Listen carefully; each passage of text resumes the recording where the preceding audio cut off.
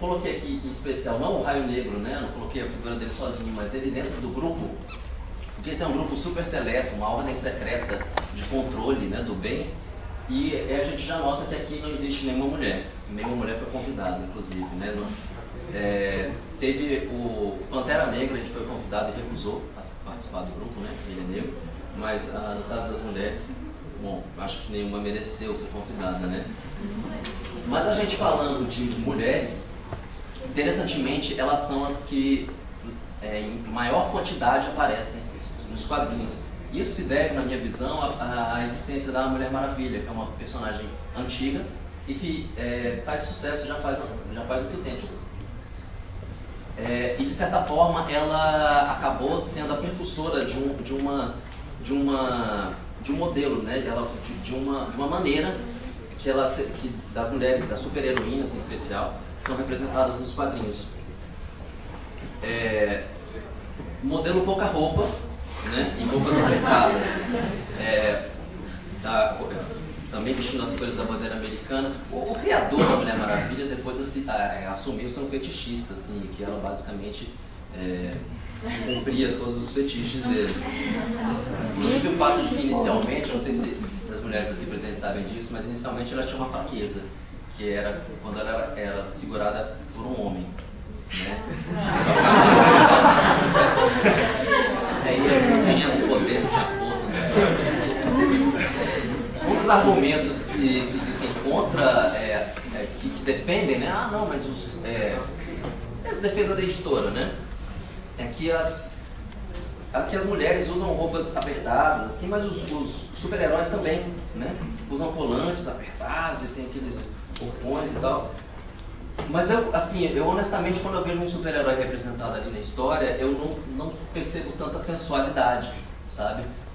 Quando eu vejo as super-heroínas e até as super-vilãs.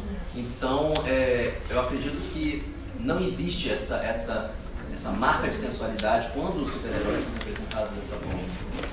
O que já é evidente nas super-heroínas. Além disso, em geral, as super-heroínas fazem parte de um grupo. E elas são, dentro de um grupo, elas são, aqui por exemplo, são duas, né? E dificilmente elas são a líder do grupo, né? Essa é uma reflexão. E são muito poucas aquelas que atuam sozinhas, né? Eu tenho a própria revista, né? Aqui tem as exceções, né? Electra, que já teve uma própria revista, agora honestamente eu não sei. A Mulher Maravilha, que já é um ícone, um clássico, e aí ela já tem, né? Além disso, existe a representação da mulher como o par romântico do super-herói, né? Aqui a gente tem, por exemplo, a Lois Lane, que a única função dela na história, na verdade, é ser o par romântico do super-homem.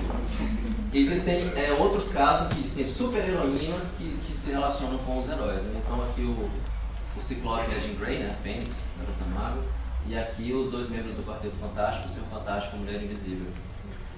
E aqui a gente já vê também qual é o padrão adotado quando se trata de romance nas histórias em quadrinhos dos super-heróis, né? Marvel e DC. E aqui eu trouxe algumas exceções, né? O Estrela Polar, que eu acho que é um dos mais antigos que eu conheço, que é gay, né? A Nova Questão, né? Aqui dos Jovens Vingadores, o Hulkling e o Wiccan. E aqui o mais novo par romântico, né? Que é o Shatterstar e o Victor. O Shatterstar, inclusive, ele não era, a proposta inicial dele não era para ele ser gay, para ele ser homossexual. E quando tornaram ele na história, né, quando fizeram ele sair do armário, por assim dizer, teve foi sobre como é que se diz, a crítica, né, do próprio criador do Shatterstar, que ele falou que ele não é gay, que ele nunca seria gay, e que até porque ele foi baseado num arquétipo do guerreiro, né, do espartano. O que demonstra que o Rob Liefeld conhecia tão pouco sobre a cultura espartana quanto ele conhecia sobre a fisionomia humana, né? Ele tinha conceitos assim, de desenho incríveis. E aí eu trago, o importante que eu acho a salientar é que eu trago exceções, né? Então, isso aí são alguns exemplos escolhidos muito a dedo nas histórias em quadrinhos. A maioria esmagadora, e a gente pode ver aqui, são de heterossexuais, são homens, e se vocês forem notar, aqui eu coloquei alguns dos principais personagens, aqui não tem nenhum negro.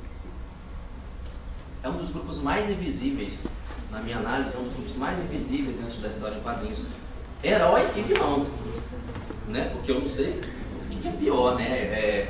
Aparecer como vilão ou simplesmente não aparecer, como se, né, não existisse, né? E aqui eu coloco alguns exemplos, existem mais, né?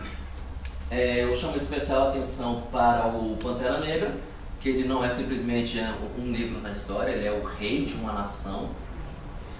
A Tempestade, que acumula algumas exceções, né? Ela é mulher, ela é negra e ela é africana, veio da África, né?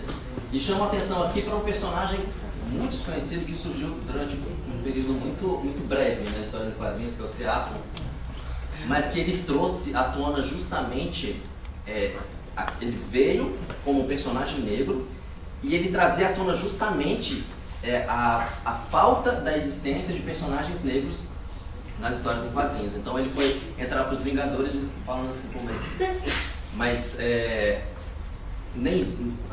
quantos Vingadores negros já existiram? Tá? Então ele trouxe um pouco esse tema para debate dentro da própria história em quadrinhos. De fato não, eu diria que talvez, é muito difícil a gente fazer afirmações sobre porcentagens dos quadrinhos, porque é uma infinidade de personagens, né? Mas assim, pelo menos na minha visão, é mais fácil achar um personagem azul. E com certeza a gente encontra mais personagens verdes. Eles são tão populares nos quadrinhos. Eu acho que isso quer dizer alguma coisa. Estão identificando aí esses personagens, né? Eu acho que isso quer dizer alguma coisa. Por fim, eu vou falar sobre esse modelo de imperfeição dos super-heróis, e que muitas vezes também tá dentro do modelo do vilão, que é essa perfeição física. Muitos personagens são caracterizados com uma perfeição física, e isso vem, assim, tem até uma raiz do herói clássico, que é baseado na mitologia, na representação dos deuses, aquela perfeição toda. Mas, por exemplo, se a gente viu os personagens, a maioria dos personagens ali que eu mostrei que são gays, ou lésbicas, eles são mais atuais. Eles são, digamos assim, são adaptação para os tempos modernos, né? Então, nos quadrinhos, em especial em relação a essa perfeição física, é o contrário, na verdade. Alguns personagens nasceram mais brutos assim e foram ganhando os melhores contornos com o tempo. O Capitão América, aqui tudo bem, porque o poder dele está ligado assim, ao desempenho físico, né? Mas a Feiticeira Escarlate, ela controla a probabilidade, sabe? Ou magia. A Jean Grey, ela tem poderes mentais, sabe? Ela não precisa ser uma supermodelo. E aqui a gente também tem exemplos entre os vilões, né? O Magneto tem poderes magnéticos, né? O Dr. Octopus é um inventor, né? Ele inventou tentáculos ali e pronto, ele precisa ser essa tora, né? De representação. Já mandaram uma vez, um leitor mandou para a própria Marvel perguntando assim, o que você tem contra os feios? E aqui está a resposta oficial da Marvel, né? Que eu não vou ler inteiramente, mas assim, que num recorte ele diz que eles não têm nada contra os feios, né? Obviamente. E eles explicam que é mais fácil desenhar um personagem bonito e perfeito em vários ângulos do que um personagem feio. Isso talvez tivesse algum sentido para quem explicou. E ele falou assim que também os super-heróis são idealizações, são projeções de um ideal, né? Então é por isso que não existem personagens com espinha, personagens carecas, né? Enfim. Aí eu trouxe aqui algumas exceções, trouxe o Rei do Crime, o Blob, já que é tão gritante assim, a perfeição física, aqueles corpos super sarados, eu trouxe alguns exemplos. Esses dois aqui são vilões, né? E essas duas aqui são heroínas, mas elas não contam. E eu vou dizer por que elas não contam. A Grande Berta, na verdade, ela tem o poder de controlar a quantidade de tecido adiposo no corpo. Então, quando ela não está lutando, ela é uma supermodelo, sabe? E pronto, ficou linda, maravilhosa. E a Gert, pois é, e a Gert ainda tem poder, sabe? E a Gert, que ela não é tão visível isso no quadrinho, mas ela se diz gordinha, mas ela já encontrou uma versão dela mesma do futuro, e no futuro ela era uma supermodelo, então ela atingiu o objetivo. Mas de uma maneira geral que a gente vê é isso. Em alguns casos os vilões são retratados de uma maneira um pouco monstruosa, né?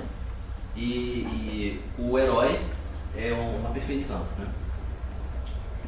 Acho que a exceção para isso talvez a cicatriz, que parece que tem uma certa estética dentro dos quadrinhos, que é a cicatriz de guerra, né? E que eles colocam isso nos quadrinhos, mas eu também vejo muita diferença entre colocar essa cicatriz aqui no Cable e o retalho, né? Que tem o corpo todo, o rosto todo cortado, né? Eu acho que esse aqui é feio e esse aqui não. Não sei se alguém discorda. Aqui as exceções, né? O Hulk, o Coisa e o Noturno. E eu coloco essas exceções não tanto pelo desenho deles, mas nas histórias deles isso ser retratado. Né? Eles são de certa forma, o Coisa, desde que ele se tornou Coisa, isso é um tema que incomoda ele. As pessoas me tratam pela minha aparência, eu me transformei numa coisa, né? E isso incomoda.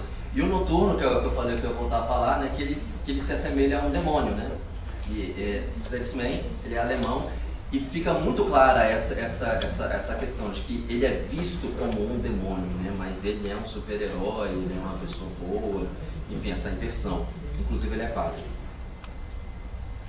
O último slide, eu acabei de receber uma tabu aqui, salientando novamente que os X-Men são a exceção a essa regra, mas até porque ali o tema principal dos X-Men é a diversidade, né? O respeito, você não ter o preconceito. Ainda assim, as representações, os personagens são poucos, né? Mas eles existem, eles estão lá, tem muitos personagens estrangeiros, tem, né? 2 azuis, enfim. Aí aqui só para falar do Ficção HQ, que é o blog onde eu e o Rodrigo, que fez uma das palestras ontem, publicamos algumas coisas que a gente pensa sobre quadrinhos, né? Se alguém quiser entrar, fique à disposição. Obrigado. ficçãohq.blogspot.com. Ficção sem ser isso, sem ser sentido. Tudo junto. Gente, obrigada por tudo, adorei tudo. Vou pegar um avião. Parabéns.